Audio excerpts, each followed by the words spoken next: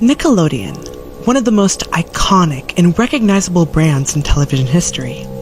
Known for its countless memorable shows, it was home to some of the most creative programming ever made. But above all, it's synonymous with its biggest hit, SpongeBob SquarePants. The show needs no introduction, as it only propelled Nickelodeon to greater heights, but also, ironically, became the catalyst for its decline. It all seemed so sudden, didn't it? After the 2000s, the channel lost its charm almost overnight. What happened? What caused the creativity and magic behind the orange splat to disappear? Did the people at Nickelodeon stop caring? Were they simply burnt out? Well, the answer traces back to a single event, a marathon that went disastrously wrong, an event Nickelodeon would rather erase from history. But despite their attempts to bury it, the fallout lingered, tarnishing their reputation and marking a decline in the quality of their shows. This remains one of the most infamous scandals in television history. We're talking about none other than the ultimate SpongeBob Sponge Bash.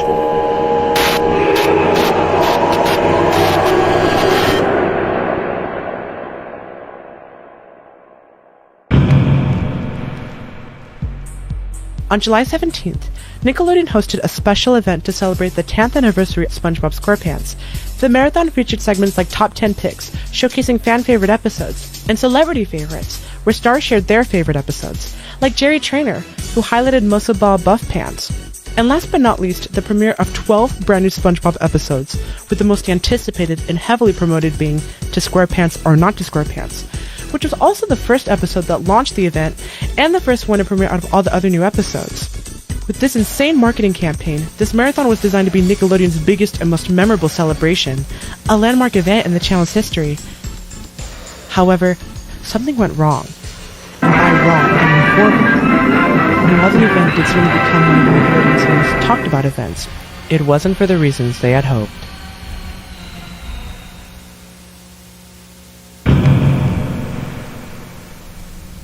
Something deeply troubling was happening behind the scenes at the animation studio. As SpongeBob SquarePants skyrocketed in popularity ever since the early 2000s, the studio became consumed by an insatiable hunger for profit. Profits that had to be made quickly, no matter the cost. And the ones who paid the price were the hardworking animators and staff. With SpongeBob's growing fame came swelling egos and unchecked arrogance among studio executives. By 2009, as the marathon approached, the relentless demand for more SpongeBob content translated into increasingly harsh working conditions. The atmosphere in the studio allegedly became unbearable. Employees described an environment where management was dismissive, deadlines that were just ridiculous, and staff that were overworked to the brink of exhaustion. The mental toll was immense, and the stress seeped into every frame of animation. Hello, children. Part of the reason why the show's quality Today I'm going to tell you a new story. But in case you haven't realized yet, this story is about Christmas. Last forever. Oh, Christmas. What a wonderful holiday, filled with colors and lights and joy. Armand joined Nickelodeon I think everyone loves Christmas. And at first, he was welcomed warmly by the staff and colleagues who would later become But the story I'm going to tell you now is about a very old man the worsening named attitude Buzu. and toxic environment He was within the selfish, studio greedy, took a heavy rude, toll on him. filled with anger, The and relentless most stress, importantly, the he impossible hated deadlines, Christmas. and the blatant But disregard on for this the story, well-being of employees Buzu will started get to to see wear the true Armand meaning down. of this wonderful His holiday. personality began to deteriorate. He became bitter, often wishing the worst for those around him, without even realizing what he was saying. Sleepless nights became the norm, and the overwhelming pressure even led to hallucinations. He could no longer endure it. The stress, the abuse, and the suffocating mantra of "more SpongeBob" echoing through every corner of the Buzu owned a studio. toy shop. To Armand, It was a every very employee nice had and been pretty reduced to toy nothing shop. more than lifeless tools. Everyone loved to go Machines there. programmed to churn All out the kids profit, loved his their voices toys. silenced, their There were all struggles kinds of toys in there. Armand made Big a and small, decision. cheap and expensive. Enough was enough. Buzu would make a lot of Together, money off with a his group of toys, trusted friends especially who had met during at the Christmas. studio, Armand And this devised is a where our story begins. plan for revenge. They knew the ultimate SpongeBob Sponge Bash would attract millions of eyes to Nickelodeon, making it the perfect stage for their message. Their goal was clear: Our story sabotage the begins at marathon Buzu's and toy expose the store harsh during reality Christmas behind the Eve. cheerful facade of the channel. Vanny They were was determined to telling show the story as true usual, face until all of a Nickelodeon. sudden, No matter the consequences, for the whole world to see.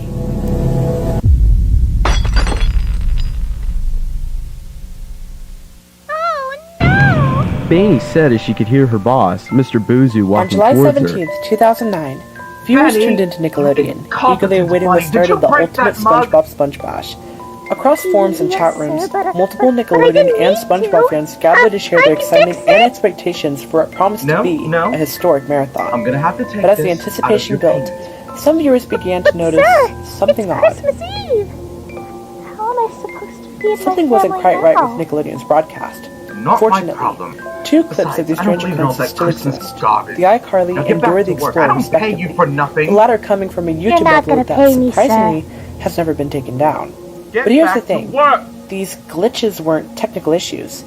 They were something far more deliberate, an intentional act of sabotage, and yet most viewers didn't caught on. Take a look at these two clips and see if you can spot what's truly off about them. Who could it be at these hours?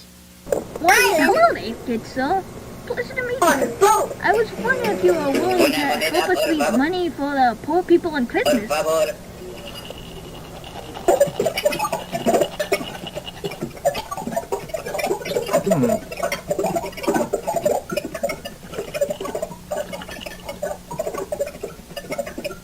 but you're not supposed to do that. This is my store. I can do anything I want. Besides, I'm not going to give a single cent for this stinking holiday. You are a greedy and selfish old man. I hope you know that. Yeah, get lost, kiddo. Well, Merry Christmas to you too, Jump. Plant or to the environment. Is that supposed to happen? No. Oh, well, today was exhausting. I don't really expect tomorrow to be any better, though. Oh, I hate Christmas.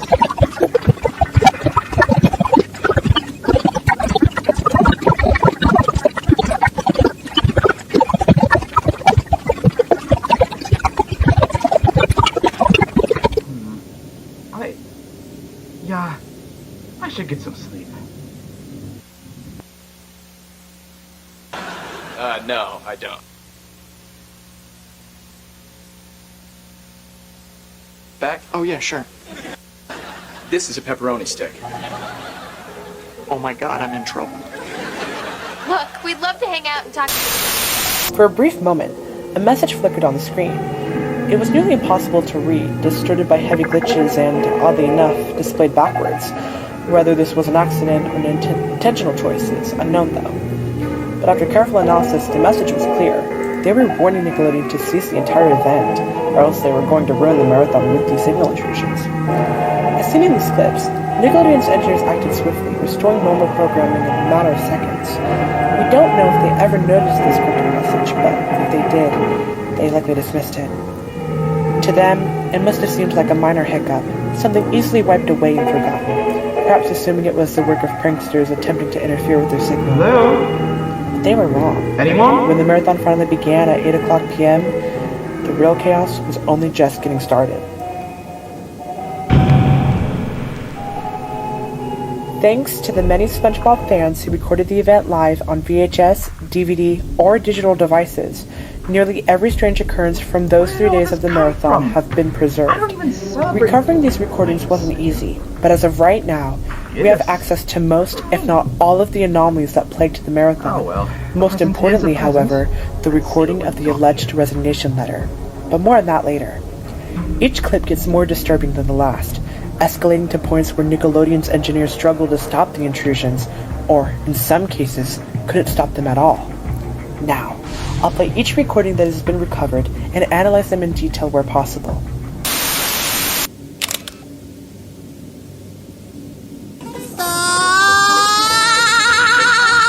I see you even brought your donuts. Yep, it's street fun.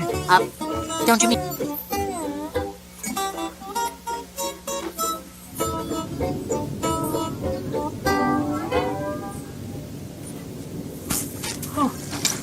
Little clown toy.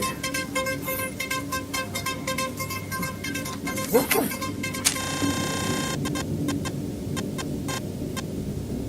Horrible storm! You heard me. Panic is not advised, although it is.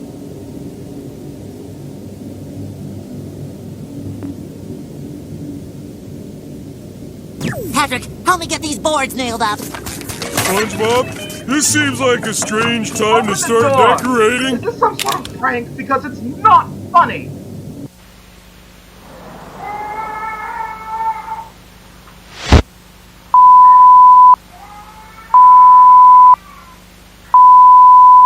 What?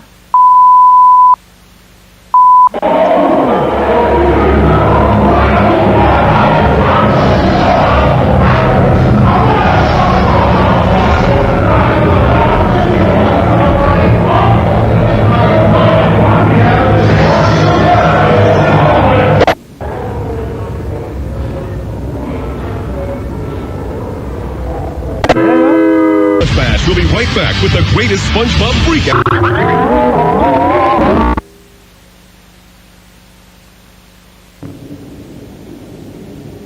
Hello. Come closer. Come closer.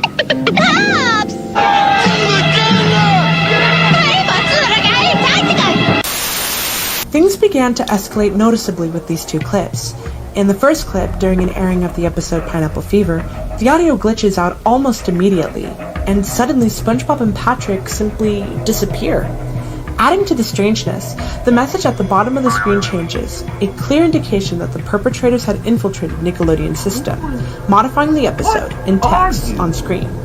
Eventually, the episode resumes as normal, but the moment left viewers unsettled. The second clip, however, is even more bizarre and far more targeted against Nickelodeon itself. What makes this clip especially odd is the lack of a confirmed time frame. Interestingly, the footage begins with a technical difficulty screen. Multiple users claim it occurred around the start of Single Cell Anniversary, which aired at 9:15 p.m., and claimed they saw a mad plankton staring at the screen. Unfortunately, this means that this clip isn't complete, and we don't see what happened prior to this. Whatever the case, these clips were only a small taste of the chaos that was about to unfold.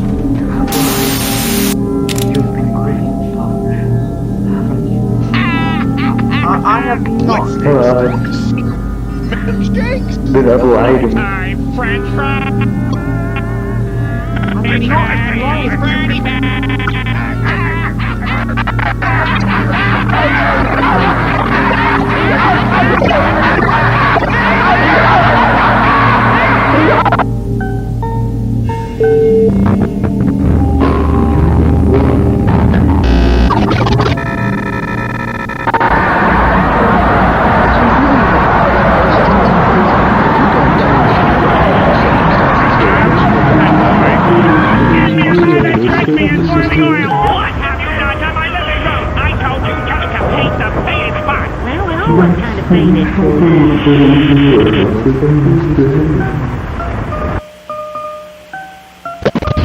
Forget my dumb idea. That's...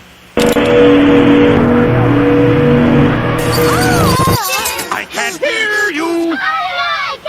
Tough, you're smart, you are charming, but you are still... Who listen to pineapple under the sea?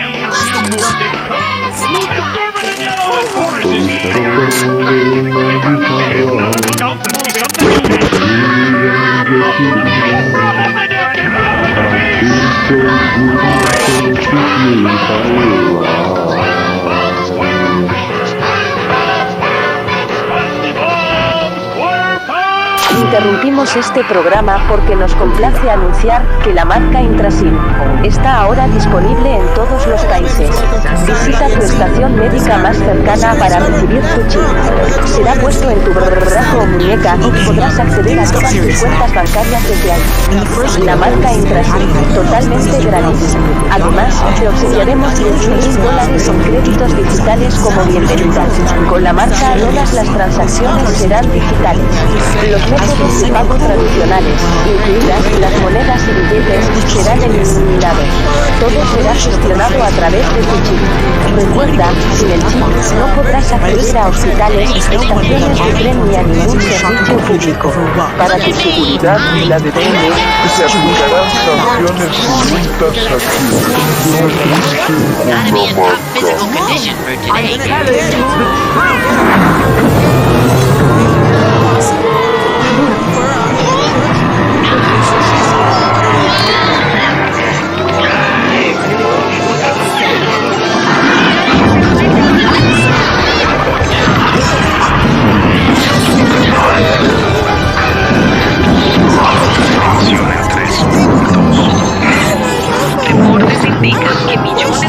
personas han desaparecido sin dejar rastro. Entre los desaparecidos no queda ninguno en todo el planeta. Si una persona cercana a usted ha desaparecido, lamentablemente no podemos hacer nada por el momento. En este impactante video, captado por cámaras de seguridad, puede ver cómo las personas desaparecen en milisegundos. Una escena aterradora que está dejando posibles muestras. Proporcionado por la NASA, observamos un fenómeno inexplicable. Pienso extraño que parece salir de la Tierra. Algunos especulan que podría tratarse de una intervención extraterrestre, pero las investigaciones continúan. Esto es una locura. Desaparecen millones de personas y lo único que dicen es que pudieron ser extraterrestres. No puedo creerlo. Lo único que falta es que digan que fue tal. ¿No es eso lo que siempre pasa en los cómics? No sé, amigo. Con todo lo que está pasando, ya no descarto ninguna teoría.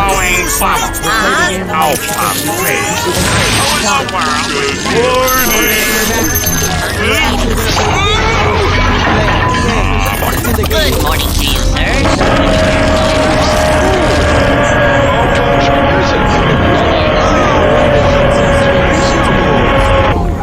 Oh well, it's a small family, so it's fine.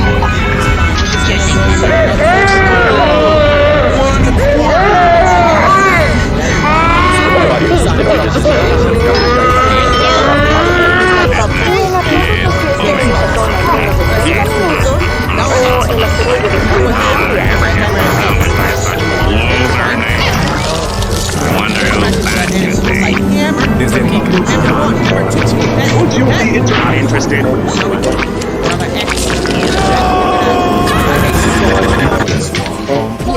He's gonna call me fat. That's great. Wait, I can just that one I can't. Yes, I just as I was about to say, I can just stop on it. Not that one. That one's like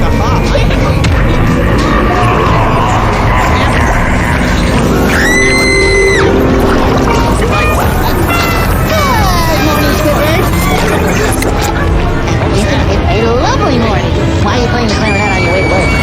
Time for my clarinet recital. Soon, all the bikini bottom will recognize the talent of Squidward.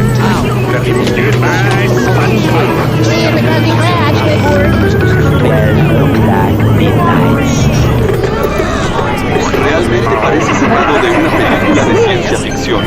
Los testigos que lograron escapar de la zona afectada describen el impacto como una lluvia de fuego, algo que jamás habían presenciado. Los fragmentos del meteoro cayeron en súbitas secciones constantes, desatando incontrolables y obligando a las autoridades a evacuar a miles de personas. Solo fue levantado una tercera parte del proyecto. Una fotografía tomada por Félix lamentablemente, no sobrevivió al desastre, dejando a su one of the most infamous occurrences of lost on presentation. Also the most violent. In this sequence, far more average, the absence of potential drugs, and Mr. Roberts, all shot is evidence Es hora de cumplir el propósito que teníamos.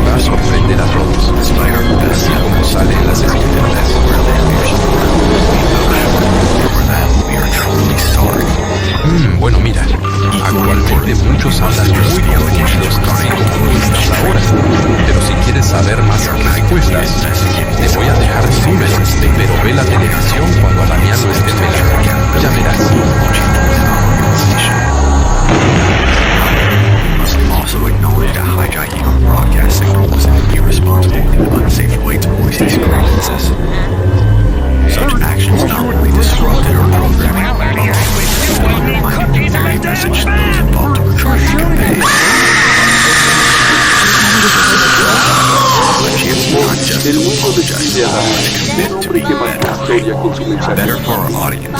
La ceremonia se Nunca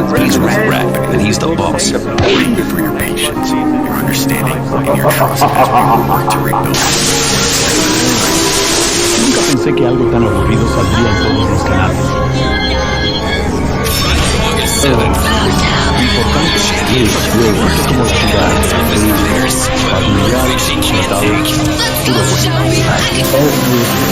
Yesterday brought some shocking developments. The beloved TV channel, Nickelodeon, famous worldwide for its iconic cartoons like SpongeBob SquarePants, The Fairly OddParents, and many others, has found itself at the center of an escalating crisis, which started off as brief and pleasant has now spiraled into something much more concerning. Simultaneously calling for messages of resignation letter, limited and killing by the network has been facing ongoing pressures from staff members across multiple departments.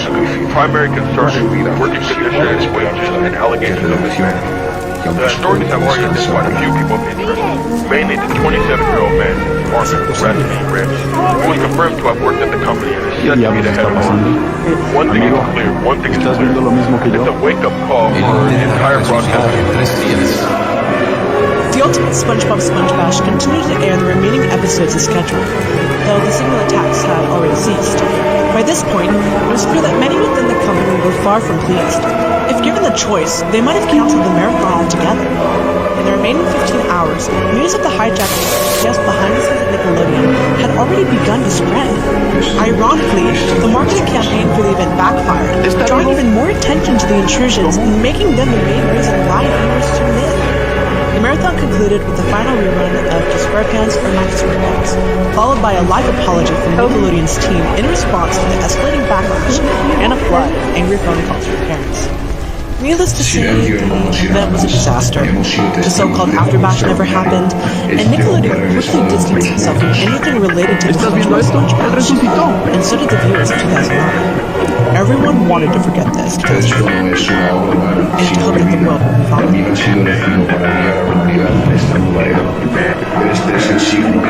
In retrospect, the Ultimate SpongeBob SpongeBash went from what was intended to be the biggest SpongeBob celebration ever into a pivotal moment for Nickelodeon, television history, and broadcast security management. It left many viewers traumatized, and Nickelodeon made extensive efforts to erase any trace of the single intrusions. These efforts were likely aimed at preventing reminders of the incident, shielding future audiences from such content, or perhaps continuing to hide the truth. As for Armand Raphael Ramsey, little is known about him. According to some sources, the FCC apprehended him many months later, and he was arrested. However, details about his sentencing remain unclear, along with the identities of his collaborators, as well as the methods they used to hijack the channel. It is believed that information about Aardman has been kept confidential, though, ever since. Everything's back to normal. Regarding the hijackings, some interruptions appear to have deeper meanings beyond shock value and damaging Nickelodeon's reputation. The Patty Hype interruption seemingly highlighted the bullying and mistreatment Aardman and his colleagues endured at the studio. The Help Wanted interruption reflected intrusive, vengeful thoughts, possibly mirroring Aardman's frustrations with the staff. The second-to-last interruption symbolized his resignation. That said, however, many have questioned the extreme measures taken, like, hijacking a station. The actions of Aardman and his accomplices have often been described, even by Nickelodeon's own team, as over-exaggerated or immature, especially considering the severe penalties for signal hijackings. While some argue that Nickelodeon deserved it, it's undeniable that the hijacking went too far. But regardless, they succeeded in their mission. Nickelodeon faced significant backlash, with enormous resignations and his reputation irreparably la tierra va a ser destruida porque habéis rechazado al verdadero Mesías. Ustedes siguen a un hombre que finge ser Dios, pero él es un manipulador, una burla del maligno. Arrepentíos ahora, antes de que sea tarde. Blasfemos, el Mesías es Damián. Él resucitó, es el Salvador de la humanidad. Vosotros dos, basta de engañar a estas personas. Estáis bajo arresto por incitar el pánico y desestabilizar el orden público. No podéis detener la verdad. Y os digo esto, de la misma manera que intentéis matarnos, vosotros caeréis. ¿Ah, sí? Veamos qué hace tu brujería contra esto.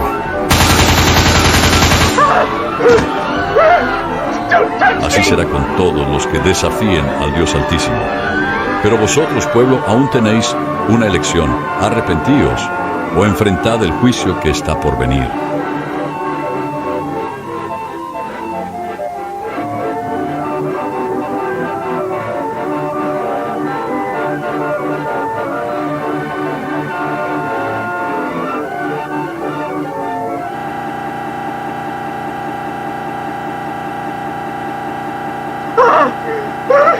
Make it stop! Please!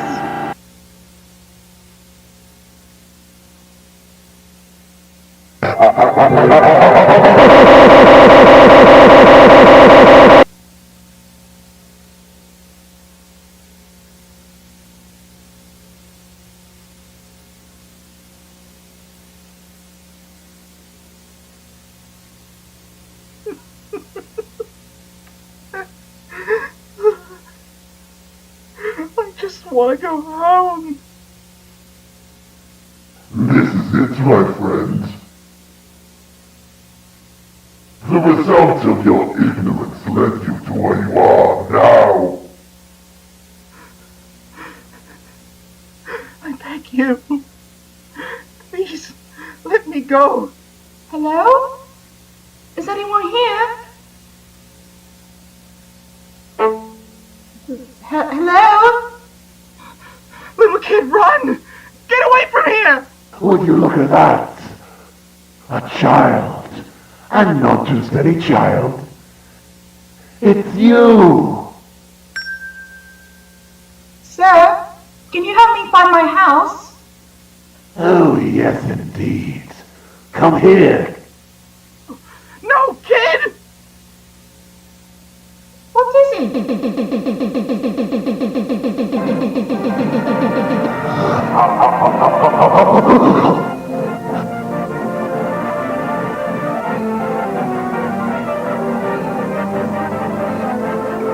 Sad, please! You need to help me!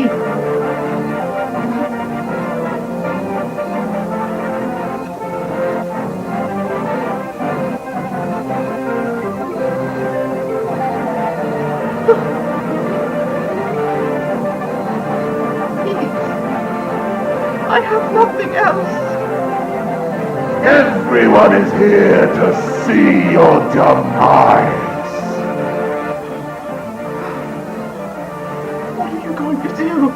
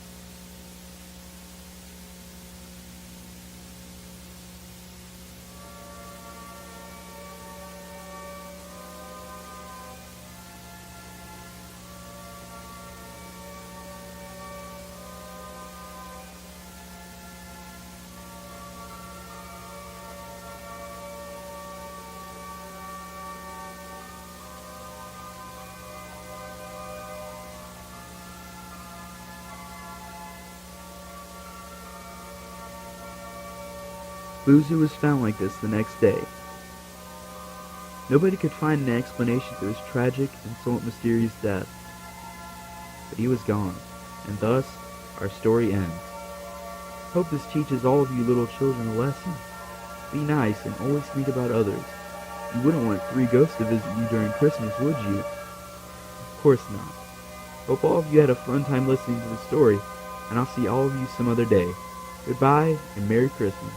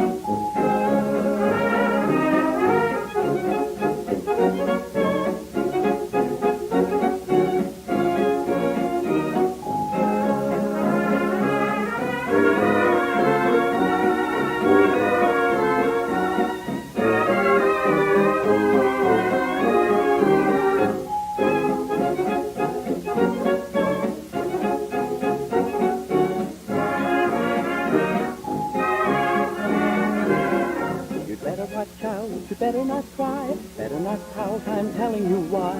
Santa Claus is coming to town. He's making a list, checking it twice. Gonna find out who's naughty and nice. Santa Claus is coming to town. He sees you when you're sleeping. He knows when you're away. He knows if you've been bad or good, so be good for goodness sake. You better watch out, you better not cry, better not pout, I'm telling you why. Santa Claus is coming to town.